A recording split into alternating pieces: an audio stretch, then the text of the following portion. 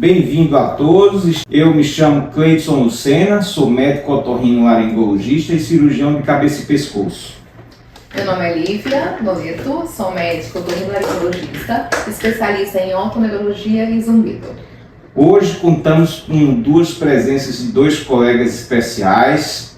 A primeira, minha amiga pessoal, Leia Andrade, psicóloga, formada em especialização em medicina do sono e neuropsicologia. Seja bem-vinda, Leia, suas palavras iniciais. Obrigada, Cleidson e Lívia, pelo convite. É uma honra estar aqui com vocês e vamos conversar sobre o sono. A gente agradece. Obrigada. Temos também a presença de Murilo Brasileiro, médico, psiquiatra e também com formação em medicina do sono. Seja bem-vindo, Murilo, dê suas palavras iniciais aí pra gente. Obrigado, agradeço pelo convite, pela oportunidade de falar um pouco sobre sono. Então vamos encher eles de perguntas hoje, perguntas bem especiais, que vai ajudar bastante quem tem esse distúrbio do sono. E são duas referências no sono que geralmente encaminham os pacientes, né? Que têm muito sucesso. Vamos começar as damas primeiro. Leia, você podia falar um pouquinho pra gente sobre a sua formação acadêmica? Sim, eu tenho duas formações, educação física e psicologia. A psicologia veio logo depois da educação física. Sempre gostei muito de cognição, né, cérebro, comportamento, e foi por isso que eu ingressei na psicologia. E depois da psicologia, né, dentro do curso já gostava de fazer avaliação neuropsicológica, trabalhar com neuropsicologia. Tive o intuito de poder estudar, independente da psicologia, porque eu sempre fui uma pessoa que gostei muito de dormir, nunca tive dificuldade de dormir, mas eu queria entender o porquê que eu sonhava, mas não era no sentido de ver o sentido do sonho, mas como é que o cérebro da gente funcionava, por que a gente sonhava. Então foi uma curiosidade pessoal que me fez entrar na parte do sono. Posteriormente eu fiz TCC, que é as terapias cognitivas comportamentais, a psicologia do sono, a neuropsicologia, que são as minhas áreas de atuação atualmente. E que tem grande evidência científica, né? Não só em sono, como tontura e zumbido. Acho que as maiores evidências científicas são na terapia, né? Da TCC. E você, Murilo, fala um pouquinho da sua formação acadêmica para nós. Eu tenho graduação em medicina pela Universidade Federal da Paraíba, né, que é de onde eu sou natural, sou de João Pessoa. E aí depois me mudei para São Paulo, fiz residência lá em psiquiatria pela Secretaria Estadual de Saúde de São Paulo. E aí na residência em psiquiatria, né, foi o que me chamou a atenção, o fato de que muitos pacientes que tinham transtornos mentais e que às vezes eram meio difíceis de tratar, se resolvia muito mais fácil quando você conseguia resolver algum problema de sono. Então um problema que parecia, né, um transtorno psiquiátrico, na verdade era um transtorno de sono. E daí eu tive, né, essa curiosidade, essa vontade de fazer medicina do sono, e aí fiz residência em medicina do sono lá na Universidade Federal de São Paulo, né, foi onde eu, né, concluí fiz a residência. Depois mudei para cá, para Recife, onde estou até hoje. E a psiquiatria?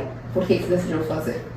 A psiquiatria é eu tenho um amor pela psiquiatria de longa data, assim. Eu acho que desde antes de entrar na faculdade eu já gostava de psiquiatria. Às vezes em casa, desde quando adolescente, tinha a antiga enciclopédia Barça lá em casa, que eu gostava de ficar vendo temas de psiquiatria.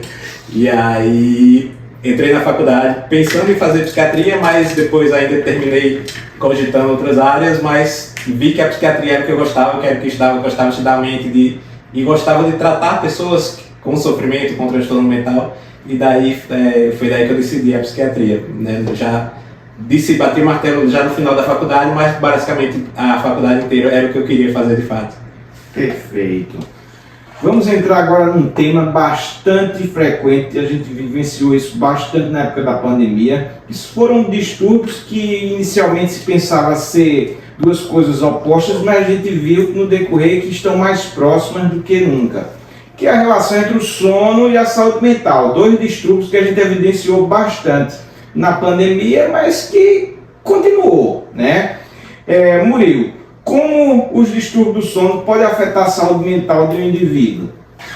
O sono ele é uma questão fundamental, né, da saúde mental. Inclusive se diz, né, tem alguns, né, livros que falam que o sono deveria ser considerado como um sinal vital da psiquiatria, porque ele se altera à medida que o transtorno vai alterando e existe o que a gente chama de uma relação bidirecional.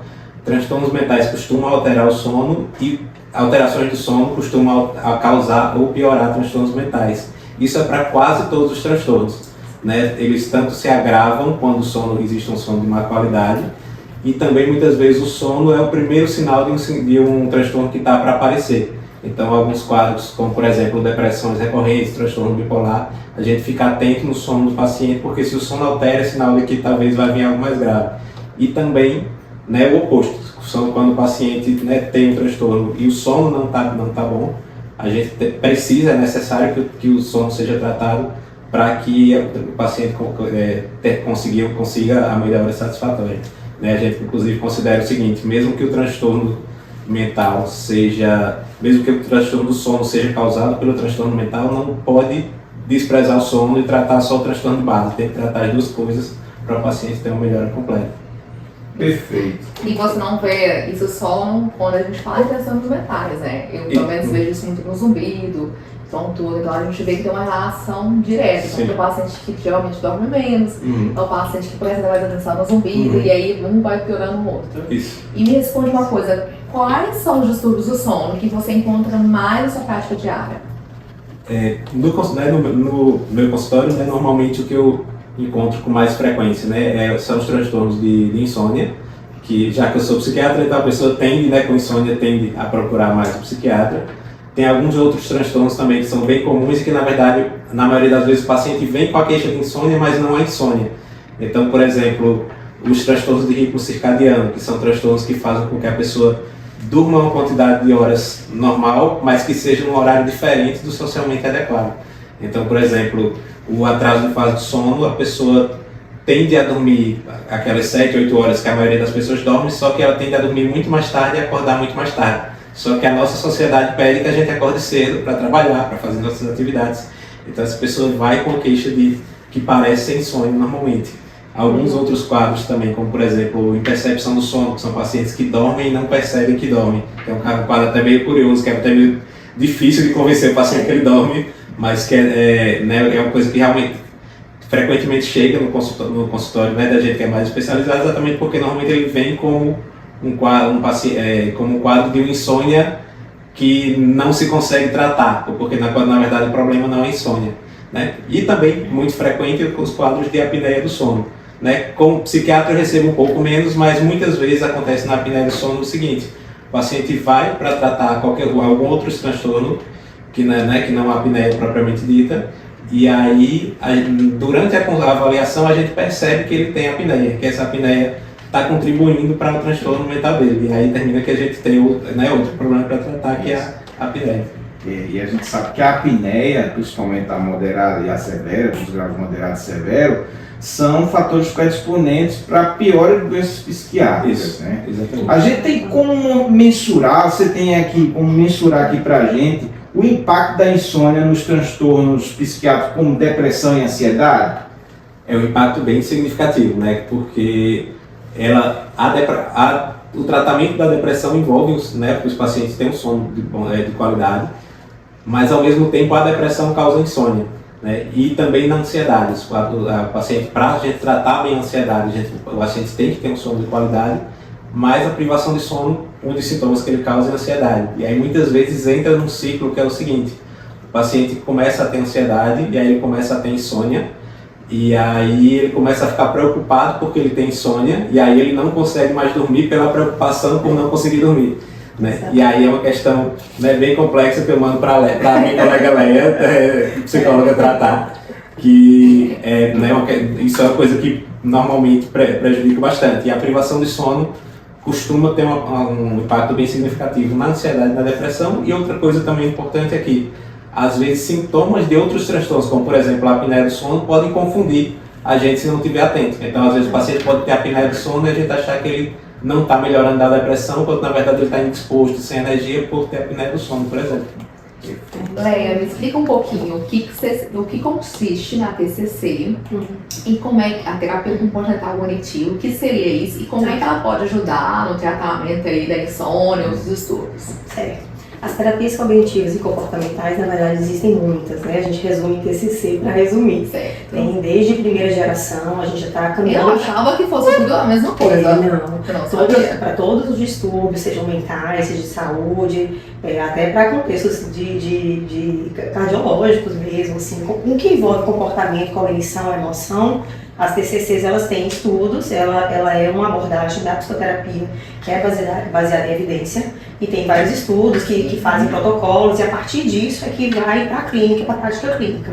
Né? Então, assim, desde a primeira até caminhando para a quarta geração já, a gente já tem vários protocolos para vários tipos de distúrbios, inclusive os distúrbios de sono, que é onde entra a psicologia do sono ou a TCC para o sono, não só para a insônia, existem outros também. Considerando isso, a gente tem como quantificar ou diferenciar quais são as melhores técnicas, quais são as técnicas mais eficazes da terapia cognitivo-comportamental que traz uma melhoria da qualidade do sono? A gente tem como saber isso? Tá. Se a gente for colocar de uma forma geral, para ajudar as pessoas de uma forma geral, pacientes, como informação ou psicoeducação, eu diria para você que de uma forma geral a psicoeducação é uma característica muito peculiar da TCC. Tá? Então, assim, seja para distúrbio do sono, seja para qualidade do sono, qualquer outro tipo de distúrbio ou promoção de saúde, psicoeducar o paciente, a gente sempre entende que ele está lá para saber o que ele tem e como funciona. Isso envolve entender como é que funciona o cérebro, os comportamentos, as emoções, as reações fisiológicas, como ele funciona a partir daquele distúrbio ou a partir de como ele se comporta, o que pode virar algum tipo de distúrbio ou vir a trazer um distúrbio, entendeu? Então, mas assim, de uma forma geral, é abordar dentro desses aspectos. Me explica só mais um pouquinho, porque geralmente quando o paciente vem, aí eu dou geralmente aquela lista que o paciente tem que tentar dormir no mínimo 7 horas, dormir com a luz apagada, não fazer refeições copiosas à noite, fazer exercício pela manhã. E aí, como é que você põe isso em prática no seu consultório? Como é que você transforma isso, assim? Porque você tem que, na verdade, o que eu entendo só, a terapia comportamental cognitiva, é você mudar o pensamento do paciente frente ao problema. Sim. E aí, não sei se é isso, mas como é que você faz isso? Assim, como é que você desenrola isso com o paciente? Tem duas coisas que você me colocou aqui. Acho que o que você colocou para mim inicialmente foi assim, a famosa higiene do sono, que é uma listinha de informações ali comportamentais do que a gente poderia fazer e modificar no dia a dia. Certo. O que a gente já sabe já em estudos e prática clínica é que a própria higiene do sono ela precisa ser personalizada. Né? Então, por exemplo, o que eu percebo na prática clínica, principalmente, que as pessoas, mas eu já faço tudo, já faço higiene do sono, por que eu não durmo? Então, higiene do sono é tudo que a gente faz, desde o momento que acorda até o momento que vai dormir. Não é só o períodozinho antes de dormir. Se a gente tem ritmos, hábitos regulares, seja alimentares, exercício físico, luz solar, tudo que envolve a vigília. A gente não tem como trabalhar sono sem trabalhar a vigília. E antes de dormir seria ali os hábitos pré-sono, né? Que aí seriam informações específicas para ajudar a relaxar ou desacelerar para entrar no sono. Entendi. Se eu puder me meter só um pouquinho para corroborar uma coisa que o Léa falou, né? A questão da personalização, que né, às vezes a gente chega, inclusive, com alguns pacientes que eu digo, a gente precisa relaxar um pouquinho na higiene do sono. Não sei se você já viu esse padrão, porque ele fica tão preocupado em fazer a higiene do sono perfeito que qualquer coisa que der errado ele tira ele. Eu nunca imaginei isso, perfeito, eu nunca imaginei preocupado em cumprir as regras que gera ansiedade. É obsessivo por isso, né? Se ele não fizer a higiene do sono perfeita, ele perde o sono porque não fez a higiene do sono perfeita. Então tem que ser sempre personalizado. Isso, perfeito. E me fala uma coisa, agora pra você, os tratamentos farmacológicos, qual que você acha que são mais eficazes para os distúrbios do sono? Tem alguma medicação? Me explica, o que você acha? Pronto, essa é uma pergunta bem interessante. Qual a pílula para dormir, né? Pois é. Pílula do sono. Normalmente, os colegas médicos, normalmente, quando sabem que eu sou especialista de sono, sempre fazem essa pergunta, né? Qual é o melhor medicamento para dormir? A minha resposta é sempre, eu não sei, depende do caso. E é interessante que quando eu entrei na residência de medicina do sono, eu também tinha essa expectativa, eu vou saber qual é a melhor medicação para dormir. Que bom que eu saí sabendo que não existe, né, a pílula do sono, cada caso é um caso, a gente vai precisar avaliar o paciente, mas tem algumas medicações, né, que a gente usa com mais frequência, né? Normalmente existem, que aí vai depender muito do caso, né? Existem medicações que às vezes, quando o paciente não tem somente o transtorno do sono, tem algumas medicações da classe dos benzodiazepínicos, que seriam clonazepam, diazepam, para o sono, principalmente o estazolam, que podem ser usadas em curto prazo, por exemplo, quando a gente quer tratar ao mesmo tempo sono e ansiedade. É perfeito você falar isso, porque as pessoas ainda têm muito preconceito contra essas medicações e a gente sabe que muitas vezes elas precisam ser utilizadas. Então, às vezes, chega o paciente e fala assim, o doutor me passou esse clonazepam, mas eu não vou usar. Eu falo, se o psiquiatra te passou, às vezes a gente passa, é por um período curto e tem que ser usado. Perfeito, você tem um preconceito em algumas medicações, uma carga muito grande. É uma ótima medicação quando bem usada, né? Exatamente. O problema é quando se faz o mau uso, né? Que aí pode causar dependência, pode causar problemas cognitivos, tolerância. Né? E historicamente é bem interessante a evolução das drogas utilizadas para insônia, né? Sim. Você vai desde a época medieval até os dias atuais, como as drogas foram evoluindo, né? Sim. Interessante. Hoje em dia a gente tem também algumas drogas bem mais modernas também, né? Para o caso de, como por exemplo a ramelteona, que é uma droga que age especificamente em alguns receptores de melatonina, que costumam dar bem menos efeitos colaterais. Mas não causa aquele sono, né? Não causa aquele sono relaxamento, porque às vezes o paciente ele quer dormir, ele quer tomar um anestésico e apagar. Porque não era. Isso, ele não entende, ele fala, principalmente um idoso, né? Não, doutor, eu quero dormir e acordar às 7 horas da manhã como se tivesse nada acontecido. E isso não é adequado, né? O adequado é que seja o sono natural. Às vezes, né, tem outros tipos de drogas, tipo drogas Z, que dão sono muito rápido, que é como o famoso Zolpidem, né? Que está sendo falado. E aí, às vezes até o pessoal fala, não, mas é bom porque dá sono rápido. Não, ele é ruim porque dá sono rápido. E aí o sono tem que ser natural, tem que ser lento, né? E ali tem outras medicações também, tipo doxepina, medicações antistamínicas que às vezes dão esse sono mais natural também. E perguntando sobre o Zolpidem, pegando esse gancho, tem, assim, acabaram que uma época falavam muito mal do clonazepam, aí falavam, vamos todo mundo agora pro Zolpidem. É verdade que estou perguntando até, sabe, se alguns estudos mostram que no final o declínio cognitivo do Zolpidem e do clonazepam é o mesmo ou não? Em relação ao declínio cognitivo, é o seguinte, a gente tem estudos que mostram relação, mas nem com clonazepam, nem com Zolpidem, tem estudos que mostram relação de causalidade.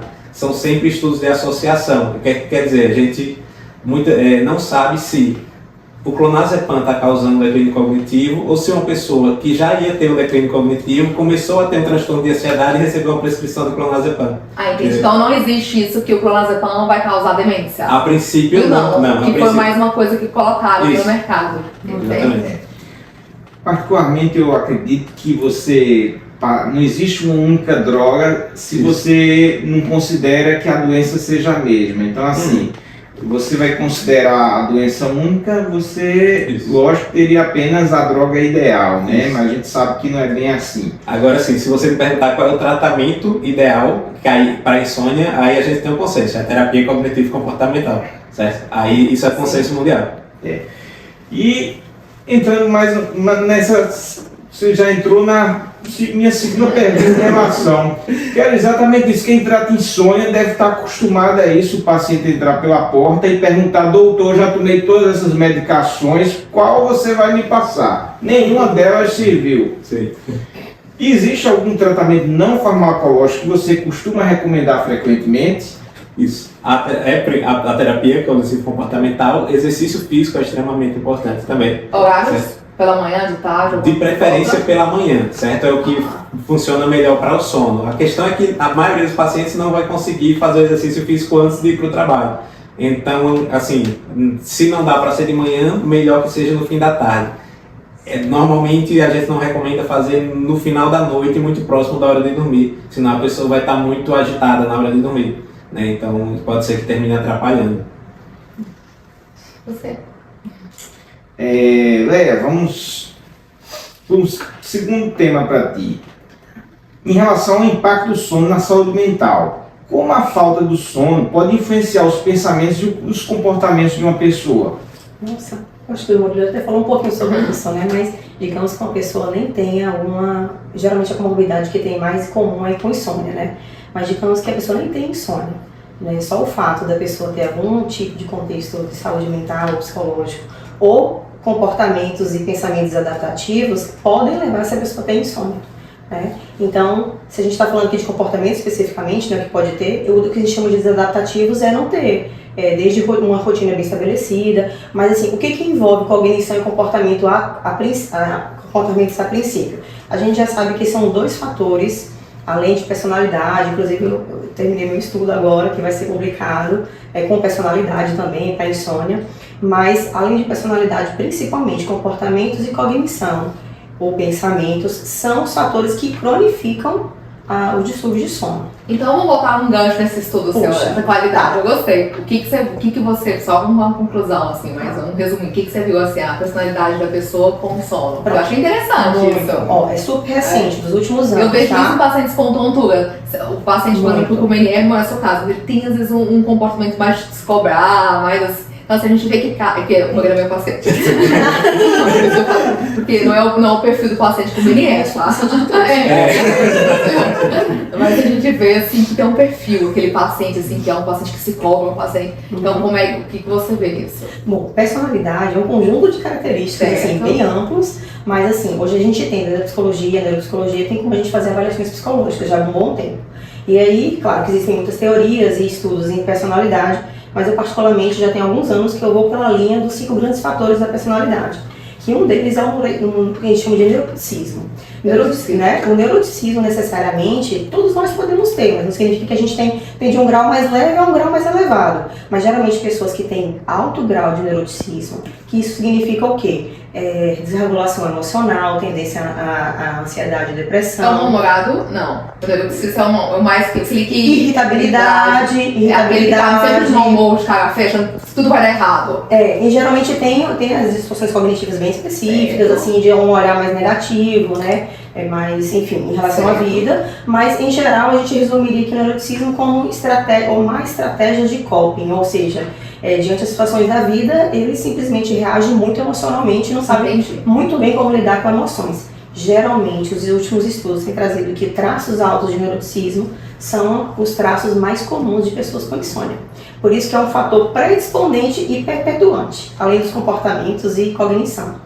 Nesse último estudo, foi um estudo novo, inclusive, que ainda não tinha sido feito, foi mesmo no mestrado, mas foi um estudo assim novo, foi da gente poder fazer atuações em cima desse fator, para ver se a gente conseguia diminuir esse fator de personalidade em pessoas de insônia. E aí vai ser publicado agora, mas a gente vê um grande sucesso. Você trabalhar a personalidade, na verdade, da pessoa, para ela ser menos neuroticista, né? Menos esse traço. Sim. E assim melhorar o sono. Isso é terapia, né? Isso é terapia. E aí, que acho que seria mais ou menos a minha próxima pergunta, que é a relação entre a qualidade de sono e estados emocionais. É mais ou menos, acho que seria isso mesmo, né? Com ansiedade, depressão, ou o perfil aí da pessoa. O perfil da pessoa, isso.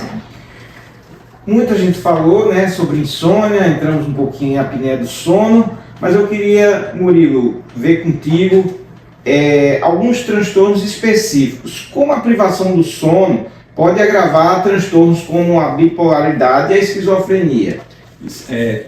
Também causam agravamento significativo, são transtornos que a gente precisa. Explica rapidinho o que é uma bipolaridade, uma esquizofrenia, bem assim, só para um leigo entender o que é. Sim. Esquizofrenia e bipolaridade, né, são 2 transtornos mentais em que a bipolaridade ela é definida como ser um quadro que a pessoa às vezes tem episódios de depressão e episódios do que a gente chama de mania ou hipomania. A hipomania seria um quadro de aumento do humor, de aumento de energia, a pessoa fica com mais energia, com mais vontade de fazer as coisas, ainda mais de uma maneira excessiva, uma maneira patológica, né? E às vezes fica muito feliz ou então muito irritada, né? E a mania é isso num nível mais alto, mais extremo, né? E às vezes existe também o chamado estado misto, que é quando a pessoa está ao mesmo tempo agitada e ao mesmo tempo deprimida, então, que é um estado que é até meio confuso de entender quando você não conhece de fato, né, o transtorno. Mas é um transtorno que é bem complexo, né, mas que basicamente é causado, né, tem essas características. E o transtorno bipolar, ele é muito intimamente relacionado ao sono, né? Ele é um transtorno que um dos principais problemas dele, um dos principais sintomas é que a gente chama de redução da necessidade de sono, que é uma coisa um pouco diferente da insônia. A redução da necessidade de sono é o paciente ele dorme pouco mas ele não fica cansado no outro dia. Ele dorme pouco e tem a sensação de que ele está E ótimo. esse é um bipolar, é? Isso Mas pode ser, é um sintoma de Tem bipolaridade. paciente que fala isso, eu durmo 2, 3 horas, mas no outro dia eu tô ótimo fazendo um monte de coisa. Isso é interessante. Pode ser. Sim, é uma possibilidade. É uma possibilidade, E uma das- interessante. sim, exatamente. É uma possibilidade, é uma coisa a ser avaliada. legal. Né? E uma das principais causas de desencadeamento de crise de bipolaridade é, inclusive, exatamente a privação de sono. O paciente deixou de dormir por algum momento e, às vezes, ele entra em crise. E uma coisa que, às vezes, eu percebo também é o seguinte: o bipolar é muito difícil de tratar. Muitas vezes eu peço a polissonografia porque, muitas vezes, o paciente tem apneia do sono. Então, como a gente não consegue tratar, ele não consegue dormir bem, a gente não consegue tratar bem. Né? Sobre a esquizofrenia, é um transtorno que ele leva um pouco mais raro, mas às vezes costuma ser mais grave também, que ele leva a pessoa a ter alguns sintomas que a gente chama de alucinação, que é basicamente ver ou ouvir coisas que não existem, o delírio, que seria uma percepção alterada da realidade, ou chamado de desorganização do pensamento. A pessoa fica confusa, não consegue pensar, raciocinar de uma maneira bem adequada. E também é um transtorno bastante relacionado, ele tem um curso mais independente, mas ele tem uma piora significativa quando o paciente dorme mal. Então, tanto na esquizofrenia quanto no transtorno bipolar, é fundamental que o sono do paciente esteja perfeitamente bem controlado, tanto do ponto de vista de quantidade quanto de qualidade do sono. Então é isso aí, né? Qualidade de sono e eficácia do tratamento. Isso. Então, o paciente que geralmente dorme melhor vai ter uma resposta melhor. Exatamente. Inclusive, é importante ver a questão da qualidade, porque às vezes é isso. Às vezes o paciente dorme a quantidade de horas suficiente, mas às vezes ele tem uma apneia grave que não faz com que o sono seja bem reparador. E aí é importante ser avaliado também. Estratégias práticas. Leia, quais são as estratégias práticas da terapia cognitivo-comportamental que você costuma recomendar para seus pacientes que têm dificuldade para dormir? De sono especificamente, né? Em geral, com a grande maioria que chega no consultório, e realmente é a maior população mesmo dentro dos distúrbios de sono no Brasil e mundial, são dentro das insônias, a gente poderia aqui citar a TCCI, a famosa TCC para insônia, né? Mas em geral envolve desde reestruturação cognitiva. A reestruturação cognitiva não necessariamente é específica da TCCI, é das TCCs em geral, que exatamente são técnicas e manejos que a gente ajuda as pessoas a fazer novas conexões neuronais. E aí, quando a pessoa está vendo uma situação apenas com um viés, não tem mais jeito, eu não vou dormir mais, eu sou mal dormidor, enfim, tem aquela falta de esperança em relação ao sono, a gente vai construindo novos pensamentos. É uma técnica que é utilizada na TCC, mas em geral ela precisa de um certo tempo. É isso que a gente chama de criar novos pensamentos ou reestruturar cognitivamente a pessoa, tá?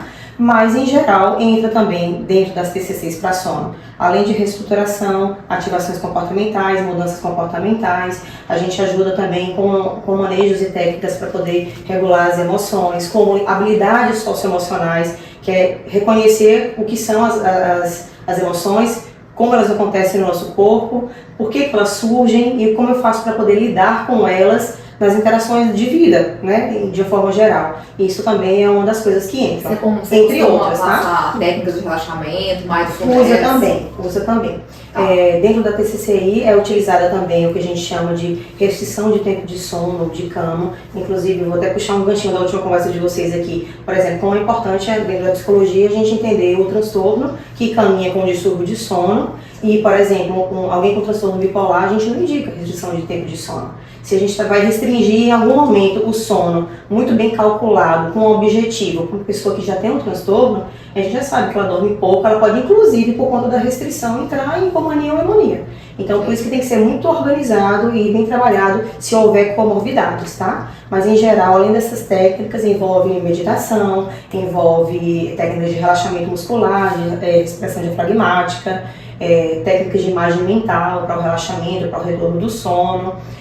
E aí você passa isso para os pacientes? E aí eu treino essas pessoas para poder fazer isso no seu dia a dia, inclusive. Além de técnicas comportamentais, emocionais e cognitivas. Eles levam muito para casa, muita atividade para poder fazer no dia a dia, O mais, entre aspas, difícil, isso não é generalizando, é que as pessoas em geral chegam na clínica com a crença de que é um mal dormidor e não vai dormir.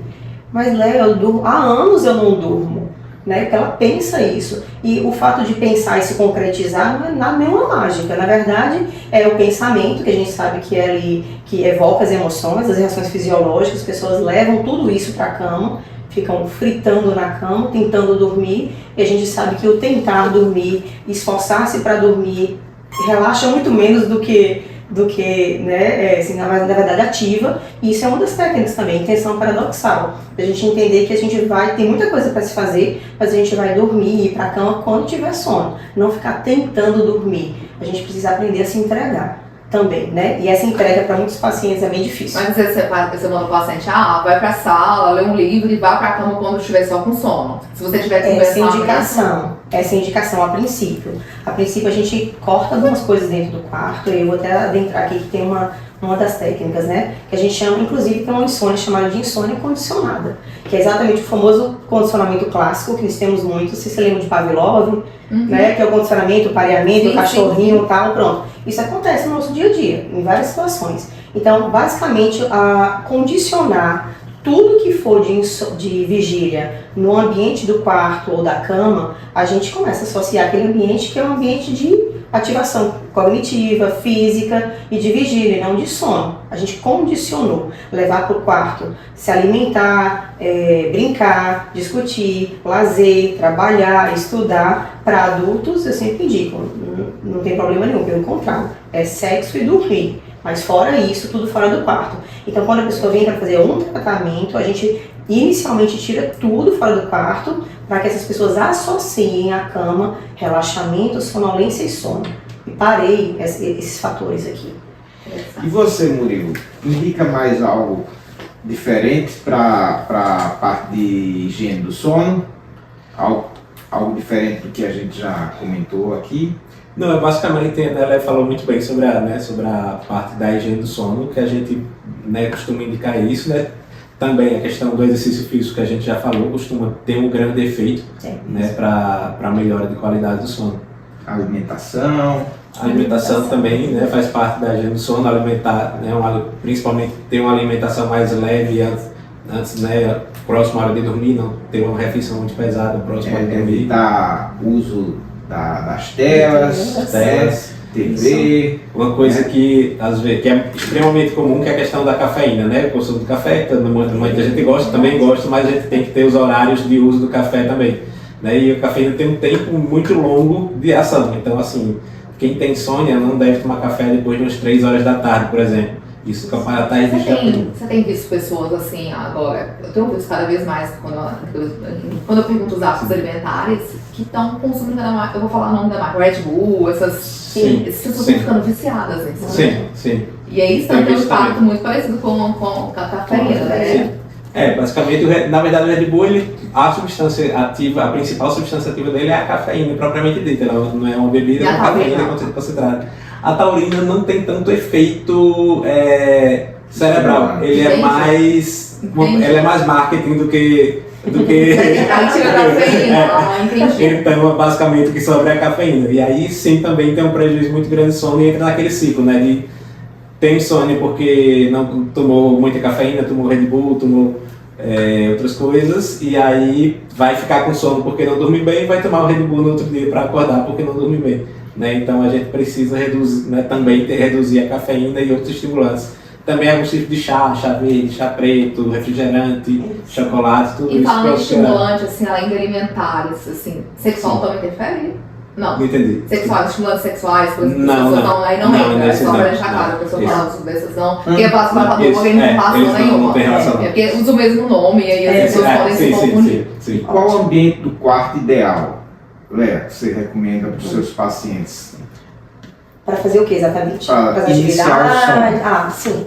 Bom, como a gente está falando de higiene do sono, então tem um períodozinho muito importante, que inclusive vários estudos já trazem a importância do ritual pré-sono, ou hábitos pré-sono, que é exatamente aquele tempinho ali antes da gente poder ir para a cama dormir. Então, desacelerar significa organizar, que a gente chama de controle de estímulos, que é organizar o seu ambiente, diminuir luminosidade, o tipo da alimentação, quanto tempo vai após a alimentação para poder iniciar o sono. Também não é interessante, você já falou inclusive várias vezes, né, sobre tipo, esperar um pouquinho a alimentação para não ir dormir direto, tem a questão mesmo aí, né, que é da tua área, mas para o sono também não é interessante, assim como a questão do álcool, do café, acabar de tomar o álcool, acabar de comer, enfim. Mas a nível de ambiente, a gente vai indicar dentro desse ritual pré-sono tudo que envolva, a ciência estuda muita coisa, tá? Desde treino de mindfulness, alguns exercícios de yoga são indicados, apesar de que é um exercício físico, mas ele mais relaxa do que ativa. Tem a possibilidade aqui de incrementar com algumas coisas a mais, desde um banho relaxante, desde organizar aqui o ambiente.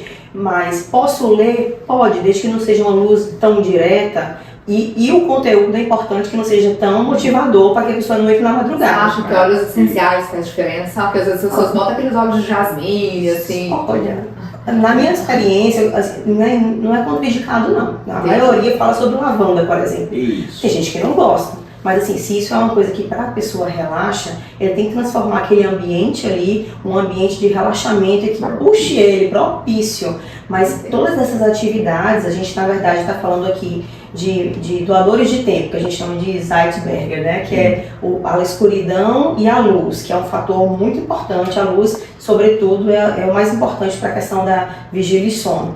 Porém, tem horários sociais, horários de regularidade de atividades alimentares, de exercício físico. O que eu faço nesse ritual pré-sono, a gente está falando aqui de pegar as últimas horas ali antes de dormir, pelo menos 1 ou 2 horas talvez, assim, realmente escolher o tempo de parar as telas para poder mostrar através dos comportamentos que o ambiente e que o momento de anoitecer para relaxar e dormir chegou. Porque senão a gente deixa as luzes ligadas e estende a vigília, né? E você falou pra mim, por exemplo, que falou pra gente, né, que os que tinham o quarto tem que ser lugar pra dormir e pra fazer sexo. E o sexo interfere, por exemplo, no sono? Olha, já tive algumas situações. A grande maioria, o que a gente percebe é que é um fator relaxante e que não há nenhum problema. Salvo, eu conto em menos de uma mão, tá certo? De algumas pessoas muito específicas, eu fico muito ativada, demoro muito a dormir depois que eu tenho uma relação com meu esposo ou com minha esposa.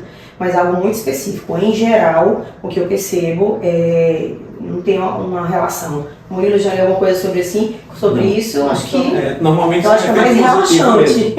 É mais relaxante do que ativador. Isso. Né? Eu digo, nível de sono e insônia, né? Ele é positivo mesmo.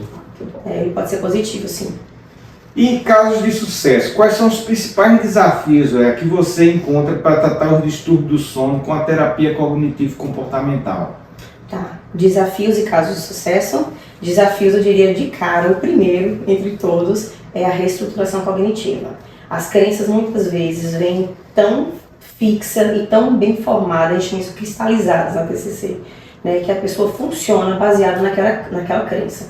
Aí é por isso que a gente vai entrar com intervenções da TCC, para poder mostrar para essa pessoa por que ela age nesse automático aqui, eu penso, eu ajo, eu sinto, eu reajo, e ele entende isso aqui, de onde vem isso. É muito mais profundo, como ele construiu aquela crença ali de sou um mau dormidor, não consigo dormir, a minha vida toda foi assim. Desconstruir isso, eu diria para você que seria um grande desafio, mas tem um caso de sucesso nesse sentido. E só uma pergunta, isso demanda muito tempo, porque quando a gente pensa em análise, são anos, né? Professor, e isso na TCC, assim, eu sei que cada paciente de uma forma, mas tem mais ou menos uma média, assim, só pra gente poder entender. Olha, se a gente for pensar a nível de protocolo de TCCI, a gente sabe que é indicado baseado em estudos, né? Claro, aí algumas pessoas trazem assim, são 8 sessões, 10 sessões. Mas assim, né, seria mais ou menos isso, né? Quando a pessoa fala 9 sessões. Exatamente. Mas a questão toda é a seguinte, é que assim, uma coisa é feita intervenções dentro de uma amostra clínica de um estudo, que tem ali critérios de inclusão, exclusão, tudo isso, né? Mas na prática não é muito bem o que a gente entende. Já tive pacientes com 8 sessões cravado, até menos, mas por questões de personalidade que entram, não teve comorbidades, era muito mais mudança comportamental, cognitiva muito fácil, a abertura é um dos traços de personalidade. estou com medo, coração batendo, mas vamos lá, eu vou, eu quero deixar isso aqui. Então, tem aquela que demora muito, a pessoa mais rígida cognitivamente, o neuroticismo mais alto, então a gente vai ter que trabalhar aquele traço de personalidade para poder aceitar, mas isso varia de pessoa para pessoa, tendo ou não comorbidades, tá? Mas não é por anos, como é a psicanálise, por exemplo. Entendi. E você, Murilo, algum paciente assim que você acha mais difícil de se lidar, um maior desafio? Normalmente, né, paciente que também, quando tem aquela questão de personalidade mais rígida também, que tem uma dificuldade maior, né, de aceitar as próprias questões cognitivas mesmo, ou o paciente que às vezes, né, o mais difícil quando ele não adere certinho ao tratamento, né, quando o paciente adere certinho, vem com a regularidade, né, costuma ter uma taxa de sucesso bem maior, mas às vezes, né, tem aquela pessoa que vai uma vez, aí passa um tempo sem ir, a gente está sempre recomeçando, aí normalmente é mais difícil. Mas... É aquilo, né? O paciente tem que querer tratar, né? Isso, porque muitas vezes ele quer tomar um remédio e não fazer terapia, não fazer higiene do sono, ele não quer tratar, ele dá um milagre. E aí uma coisa que é importante também é que assim, o tratamento a insônia crônica, o tratamento é um tratamento que não é imediato, né? Muitas vezes eu digo para o paciente vem para mim, a medicina do sono não é uma especialidade tão conhecida, né? Então, às vezes o paciente vem porque descobriu que existe a medicina do sono e aí vai, né, para o especialista. E aí eu costumo dizer nessa consulta para o paciente, né, muita gente vem aqui achando que depois da consulta com o médico do sono, a partir de hoje eu vou dormir bem. Né? Isso não é assim que funciona. Eu costumo dizer que esse é o maior dilema da humanidade, né? Porque as pessoas querem dormir magra e acordar forte, dormir gordo e acordar magro, dormir pobre e acordar rico, né? Sim. Enfim, isso é o maior dilema da sociedade, né? Sim, exatamente. E aí é esse entendimento de que assim, é um transtorno crônico, o tratamento vai ser lento, a gente vai precisar fazer, né, vários ajustes, tanto da parte farmacológica como da parte cognitivo-comportamental, até a gente tentar o objetivo, que é o objetivo que a gente tenta, né, que é que a pessoa durma bem sem a medicação, né, que é o ideal. Mas também importante ter a noção de que é um processo, né? Não é uma coisa imediata.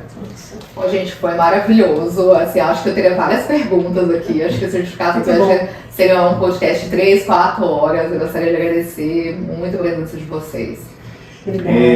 Eu também gostaria de agradecer a presença de vocês, foi excelente. Saiba que vocês são profissionais que a gente admira muito e a gente fez questão de convidá-los. Já estou convencendo há um bom tempo participar desse podcast. Que bom que hoje deu certo.